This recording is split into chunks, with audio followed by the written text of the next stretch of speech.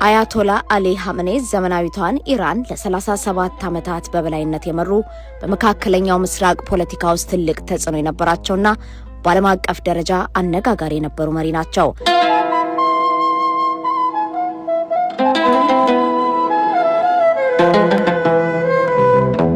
አሊ ሁሴን ሀመኔ እንደ አውሮፓውያን አቆጣጠር ሐምሌ 17 ቀን 1939 በኢራን ቅድስ ከተማ መሽድ ተወለዱ።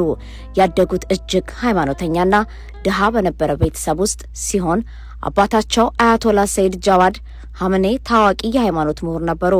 ሀመኔ ገና በለጋ ዕድሜያቸው የሃይማኖት ትምህርታቸውን የጀመሩ ሲሆን በኋላም ወደ ቁም በመሄድ በወቅቱ የነበሩ ታላላቅ የሃይማኖት አባቶችን ትምህርት ተከታትለዋል። እንደ አውሮፓውያን አቆጣጠር በ1960ዎቹ ሀመኔ በወቅቱ የነበረውን የሻህ መሐመድ ረዛ ባህላዊ አገዛዝ በመቃወም ንቁ ተሳትፎ ማድረግ ጀመሩ። በዚህ ወቅት ነበር የኢራን አብዮት መሪ ከነበሩት አያቶላ ሩሃላ ሀመኔ ጋር የተቀራረቡት። በሻህ አገዛዝ ወቅት ለ6 ጊዜያት ያህል የታሰሩ ሲሆን በአጠቃላይ ከ3 ዓመት በላይ በስራ አሳልፈዋል። እንደ አውሮፓውያን አቆጣጠር በ1979 የኢራን እስላማዊ አብዮት ሲፈነዳ ሀመኔ የአብዮቱ ምክር ቤት አባል በመሆን ትልቅ ሚና ተጫውተዋል። አብዮቱ ከተሳካ በኋላም የተለያዩ ከፍተኛ የስልጣን እርከኖችን የያዙ ሲሆን ከነዚህ መካከል የመከላከያ ምክትል ሚኒስትርና የአብዮት ዘበኛ አዛዥነት ይገኙበታል። እንደ አውሮፓውያን አቆጣጠር በ1981 ሀመኔ የኢራን 3ኛው ፕሬዝዳንት በመሆን ተመረጡ። በዚህ ወቅት ነበር በኢራንና በኢራቅ መካከል የነበረው ደም አፍሳሽ ጦርነት የተካሄደው። በፕሬዝዳንት ዘመናቸው በደረሰባቸው የግድያ ሙከራ የቀኝ እጃቸው ላይ ዘላቂ ጉዳት ደርሶባቸዋል። እንደ አውሮፓውያን አቆጣጠር ሰኔ 1989 የአብዮቱ መሪ አያቶላ ሀመኔ ሲሞቱ ሀመኔ በባለሙያዎች ምክር ቤት የሀገሪቱ በላይ መሪ ሆነው ተሾሙ። ምንም እንኳን በወቅቱ አያቶላ የሚለውን ከፍተኛ የሃይማኖት ማዕረግ ባይዙም ለስልጣኑ እንዲመጥኑ ሲባል ማዕረጉ እንዲሰጣቸው ተደርጓል። ሀመኔ በስልጣን ዘመናቸው ኢራንን የመቋቋም ኃይል አድርገው ለመቅረጽ ጥረዋል። ዋና ዋና የፖሊሲ አቅጣጫዎችን ጸረ ምዕራባውያን አቋም መያዝ፣ የመቋቋም ዘንግ የሚባለውን ስልታዊ ጥምረት መፍጠርና የሀገሪቱ የኒውክሌር ፕሮግራም ማጠናከር ነበሩ። አሜሪካን ታላቁ ሰይጣን በማለት ይጠሩ የነበሩ ሲሆን የምዕራባውያን የባህልና ፖለቲካ በኢራን ላይ ተጽዕኖ እንዳይኖረው አጥብቀው ተከላክለዋል። በሊባኖስ፣ ሶሪያ፣ ጋዛና የመን ያሉ የታጠቁ ቡድኖችን በመደገፍ እስራኤልንና የአሜሪካ ቀጠናዊ ፍላጎት ለመመከት ጥረዋል። በሀገር ውስጥ የሚነሱ ተቃውሞችን የጠላት ሴራ በማለት በኃይል እንዲታፈኑ ማድረጋቸው በሰብአዊ መብት ተሟጋቾች ዘንድ ክፉኛ ይተቹ ነበር። ሀመኔ ግልጽ ያልሆነ ለብዙዎች ምስጢራዊ የሆነ ህይወት ነበራቸው። ግጥም መጻፍና ማንበብ የሚወዱ የፈርስ ስነ ጽሑፍ አፍቃሪ እንደነበሩ ይነገራል።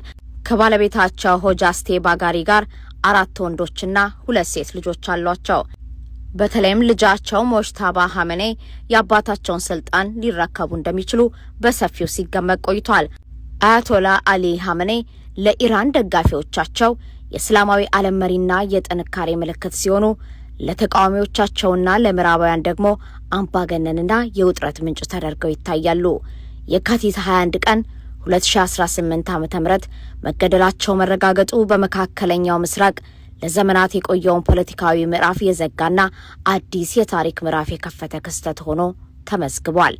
የኢራን አመራሮች ምዕራባውያን አገዛዙን ለመጣል ሁከት እየቀሰቀሱ ነው ሲሉ ከሰዋል። አህመዲ ነጃድ በሰጡት መግለጫ እናንተ ምዕራባውያን ለድርጊታችሁ ተጠያቂ መሆን አለባችሁ ብለዋል። አክለውም የኢራን ብሔራዊ ክፉ ሀሳብ ያላቸውን አካላት መንገዳቸውን እስኪስቱ ድረስ ጠንካራ ጥፊ ያሳርፉባቸዋል ሲሉ ተናግረዋል። ታዛቢዎች እንደሚሉት ሀመኔ በተጨባጭ ሁኔታዎች ላይ ተመስርተው ውሳኔ የሚያሳልፉ መሪ ነበሩ። ከምዕራባውያን ጋር የሚደረግ ትግል በተለያዩ ስልቶች መከናወን እንዳለበት ያምኑ ነበር። አስፈላጊ ሆኖ ሲገኝ መቃወም፣ ካላስፈለገም መደራደር። እንደ አውሮፓውያን አቆጣጠር በ2015 ሀገሪቱ በኒውክሌር ፕሮግራም ምክንያት በዓለም አቀፍ ማዕቀብ ስትታነቅ ሀመኔ የሀገር ውስጥ መረጋጋትን ለመጠበቅ ሲሉ ኢኮኖሚያዊ ጫናውን የማቅለል አስፈላጊነት ተረድተው ነበር። በመሆኑም ያን ጊዜ ፕሬዝዳንት ሀሰን ሩሃኒ ከምዕራባውያን ጋር እንዲደራደሩ ፈቀዱ። ይህም የ2015ቱን ታሪካዊ የኒውክሌር ስምምነት አስገኝቷል። ይሁን እንጂ ስምምነቱ በተፈረመ በ3 ዓመቱ ፕሬዝዳንት ዶናልድ ትራምፕ አሜሪካን ከስምምነቱ በማውጣት መቀራረቡን አበቁ። ዋሽንግተን አዲስ ማዕቀቦችን ስትጥል ሀሜኔ ወደ ጠንካራ አቋማቸው በመመለስ ከአሜሪካ ጋር የሚደረግ ድርድር ውድቅ አደረጉ። በቅርብ ዓመታትም ኢራን ዩራኒየም እስከ 60% ማበልጸግ የጀመረች ቢሆንም ፕሮግራሙ ለሰላማዊ አገልግሎት ብቻ መሆኑን ትከራከራለች። ሀሜኔ በ2003 የኒውክሌር መሳሪያዎችን ማምረትና ማከማቸት የሚከለክል ሃይማኖታዊ ውሳኔ አስተላልፈው ነበር።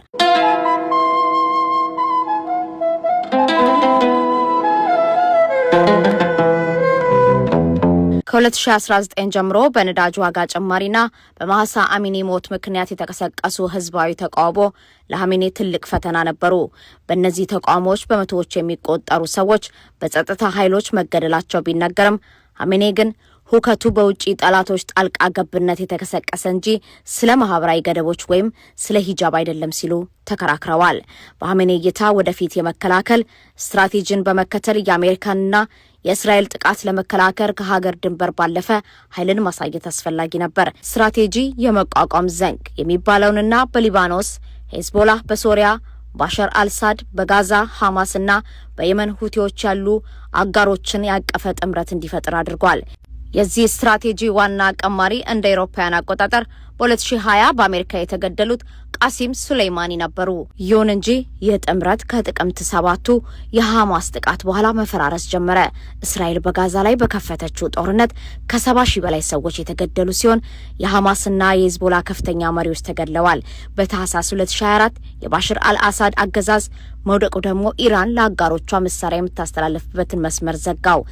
ይህንን አጋጣሚ በመጠቀም የእስራኤሉ ጠቅላይ ሚኒስትር ቤንያሚን ኔታንያሁ ሰኔ 13 ቀን 2025 በኢራን የኒውክሌር ተቋማትና ወታደራዊ መሰረተ ልማቶች ላይ ጥቃት ሰነዘሩ።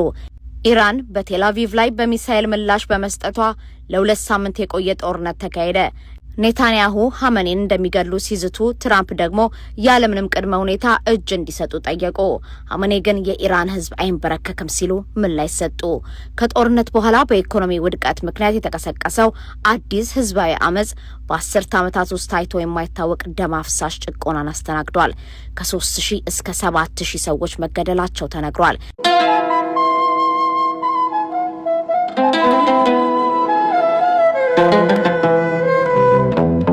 ሀገሪቱ ማዕቀቡን ለማስነሳት ብትደራደርም አሜሪካ የኢራንን የኒውክሌር መሰረተ ልማት ሙሉ በሙሉ ለማፍረስና የሚሳኤል አቅሟን ለመገደብ በመፈለግ ስምምነት ላይ መድረስ አልተቻለም።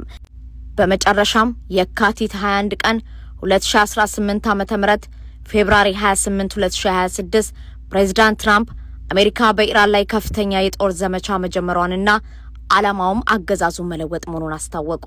ትራምፕ ለኢራን ህዝብ ባስተላለፉት መልእክት የነጻነታችሁ ሰዓት ደርሷል፣ መንግስታችሁን ተረከቡ ብለዋል። የኢራን እስላማዊ ሪፐብሊካን የስልጣን መዋቅር በዓለም ላይ ካሉ ውስብስብና ልዩ የፖለቲካ ስርዓቶች አንዱ ሲሆን ሃይማኖታዊ መርሆችን ከዘመናዊ የመንግስት አስተዳደር ጋር ለማቀናጀት የተነደፈ ነው። በዚህ መዋቅር ውስጥ ከፍተኛውና ወሳኙ ስልጣን በበላይ መሪው እጅ ላይ ይገኛል። የበላይ መሪው የሀገሪቱ ከፍተኛ የስልጣን ባለቤትና የጦር ኃይሎች ጠቅላይ አዛዥ ነው። መሪው በህዝብ በቀጥታ አይመረጥም። ይልቁንም በባለሙያዎች ምክር ቤት አማካኝነት እድሜ ልኩን እንዲያገለግል ይመደባል። የበላይ መሪው በሀገሪቱ ዋና ዋና ጉዳዮች ላይ የመጨረሻውን ቃል የመስጠት ስልጣን ያለው ሲሆን የፍትህ ስርዓቱን መሪ፣ የሃይማኖት ተቋማት ኃላፊዎችንና የኢራን አብዮታዊ ዘበኛ አዛዦችን የመሾም ሙሉ በሙሉ መብት አለው። በተጨማሪም በሀገሪቱ የውጭ ፖሊሲ፣ የኒውክሌር መርሃ ግብርና በጦርነትም ሆነ በሰላም ጉዳዮች ላይ ወሳኝ ውሳኔዎችን ያስተላልፋል። ከበላይ መሪው በመቀጠል በህዝብ ድምጽ የሚመረጡ ፕሬዝዳንት ይገኛል። ፕሬዝዳንቱ የህግ አስፈጻሚው አካል መሪ ቢሆኑም ስልጣኑ በበላይ መሪው ጥላ ስር የተገደበ ነው። ፕሬዝዳንቱ በዋናነት የሀገሪቱን የኢኮኖሚ የዕለት ተዕለት አስተዳደራዊ ተግባራትን ያከናውናል። ሆኖም ለበላይ መሪው ተገዢ ነው። ሌላው ወሳኝ አካል የጥበቃ ምክር ቤት ሲሆን ይህ ምክር ቤት ለፓርላማ ምርጫ የሚቀርቡ እጩዎችን የማጥራትና ፓርላማው የሚያወጣቸው ህጎች ከእስልምና መሪዎች ጋር የማይጋጭ መሆናቸውን የማረጋገጥ ስልጣን አለው። የባለሙያዎች ምክር ቤት ደግሞ 88 የሃይማኖት ምሁራንን የያዘ አካል ሲሆን የበላይ መሪው የመምረጥ የመቆጣጠርና ብቁ ሆኖ ካልተገኘም ከስልጣን የማውረድ ህጋዊ ኃላፊነት ተሰጥቶታል። ከዚህ በተጨማሪም የምክክር ምክር ቤት በፓርላማውና በጥበቃ ምክር ቤቱ መካከል አለመግባባት ሲፈጠር እንደ ዳኛ ሆኖ የሚያገለግልና ለበላይ መሪው አማካሪ ሆኖ የሚሰራ ተቋም ነው።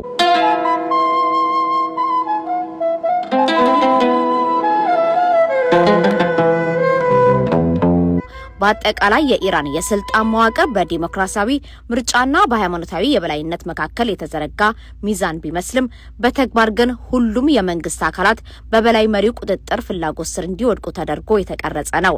ይህም የበላይ መሪው የሀገሪቱ ፍጹም ባለስልጣን ያደርገዋል።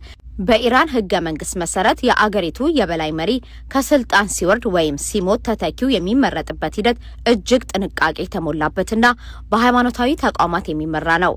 ሂደቱ የሚከተሉትን ዋና ዋና ደረጃዎች ያካትታል። 1. የባለሙያዎች ምክር ቤት ሚና። የበላይ መሪውን የመምረጥ ብቸኛ ስልጣን ያለው የባለሙያዎች ምክር ቤት ነው። ይህ ምክር ቤት በየ8 ዓመቱ በህዝብ ድምጽ የሚመረጡ 88 ከፍተኛ የሃይማኖት ምሁራንን የያዘ አካል ነው። መሪው ሲሞት ወይም ስራውን ማከናወን እንደማይችል ሲረጋገጥ ምክር ቤቱ በአስቸኳይ ስብሰባ ይጠራል። 2. የሽግግር ወቅት አስተዳደር። አዲስ መሪ እስኪመረጥ ድረስ የሀገሪቱ ስራ እንዳይቆም የሽግግር ምክር ቤት ይቋቋማል። የምክር ቤት የኢራን ፕሬዝዳንት፣ የፍትህ አካላት ኃላፊና ከጥበቃ ምክር ቤት አንዱ የሃይማኖት ምሁራን ያቀፈ ነው። ይህ ምክር ቤት አዲስ መሪ እስኪመረጥ ድረስ የበላይ መሪውን ተግባራት በጊዜያዊነት ያከናውናል። 3. የማጣራትና የምልመላ ሂደት። የባለሙያዎች ምክር ቤት ውስጥ የማንነት ኮሚቴ የሚባል ንዑስ አካል አለ። ይህ ኮሚቴ የመሪነት ብቃት አላቸው ተብሎ የሚታሰቡ ግለሰቦች ዝርዝር በሚስጥር ይይዛል። አንድ መሪ መስፈርቱን ለማሟላት የሚከተሉት ብቃቶች ሊኖሩት ይገባል። ከፍተኛ የሃይማኖት ዕውቀትና ፍትህና ፈርሃ እግዚአብሔር ያለው፣ ትክክለኛ የፖለቲካና የማህበራዊ እይታ፣ ድፍረት፣ የማስተዳደር ችሎታና በቂ ጥንካሬ። 4. የድምጽ አሰጣጥ ስነ ስርዓት። በምክር ቤት ውስጥ እጩዎች ከቀረቡ በኋላ ሰፊ ውይይት ይደረጋል። በመጨረሻም የድምጽ አሰጣጥ ሂደት ይከናወናል። አንድ ግለሰብ የኢራን የበላይ መሪ ሆኖ ለመሾም በባለሙያዎች ምክር ቤት ውስጥ የ2/3 ድምጽ ማግኘት ይኖርበታል። ድምጽ አሰጣጡ በሚስጥር የሚካሄድ ሲሆን ውጤቱ እንደታወቀ አዲስ መሪ በይፋ ይሾማል። 5. የታሪክ አጋጣሚዎች። በኢራን እስላማዊ ሪፐብሊክ ታሪክ ውስጥ ይህ ሂደት የተከናወነው አንድ ጊዜ ብቻ ነው። እንደ አውሮፓውያን አቆጣጠር በ1989 የመጀመሪያው መሪ አያቶላ ሀምኔ ሲሞቱ ምክር ቤቱ ተሰብስቦ አሊ ሀምኔን በበላይ መሪነት መርጧቸዋል። በወቅቱ ሀምኔ ለቦታው የሚያስፈልገው ከፍተኛ የሃይማኖት ማዕረግ ማርጃ አልነበራቸውም ነበር። ሆኖም ለፖለቲካ መረጋጋት ሲባል ህገ መንግስቱ እንዲሻሻል ተደርጎ ተሹመዋል። አሁን ባለው ሁኔታ አያቶላ አሊ ሀምኔ መገደላቸው ከተረጋገጠ ይህ 88 አባላት ያሉት ምክር ቤት በከፍተኛ ጫናና በጦርነት መካከል አዲስ መሪ የመሰየም ታሪካዊ ኃላፊነት ይኖርበታል።